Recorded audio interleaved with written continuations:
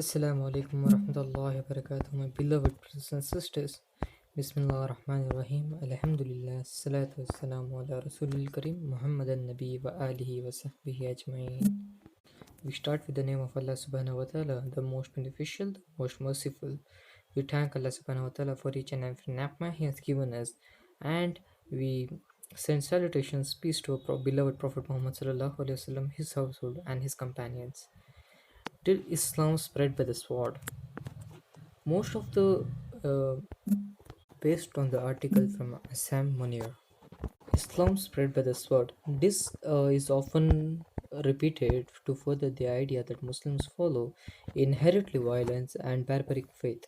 But is it accurate?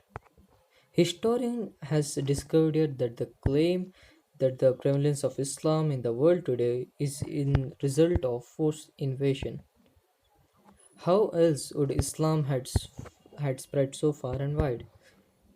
Why would so many people adopt Islam if they were not coerced to? Five prominent factors can explain how non Muslims were exposed to Islam, to the spread of Islam. Three factors explain why many non Muslims came to embrace Islam worldwide. One, the number of dawah, the act of inviting others to engage in the message of Islam. The Prophet Muhammad, peace and blessings be upon him, said about spreading the message, be tolerant, not harsh, spread the word, and do not alienate them. Following in this tradition, Muslims have given dawah in different ways everywhere they have gone. Dawah has been given is the most important factor in the spread of Islam. The second factor, trade.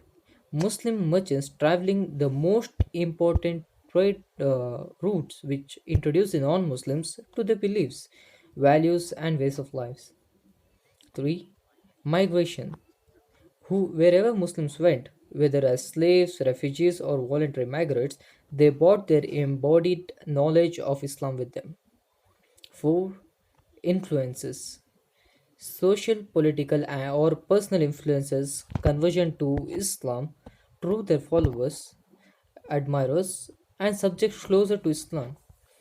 An example of an influencer spreading a message of Islam, is as a famous Chinese Muslim, Admir Shunho, who during his journey established mosques throughout Southeast Asia, especially on the island of Java, Indonesia. Today, there are over 100 million Javanese Muslims. Fifth, intermarriage. Conversion to Islam to intermarriage established many Muslim communities. Most convert to Islam via Muslim. Most conversions to marriage via Islam in Muslims to from non-Muslims have been women. Now we know how the message of Islam spread. But why was it accepted? What about Islam made people embrace the new faith? We have identified three of the motivations that were arguably most prominent. One, Islam's emphasis of justice.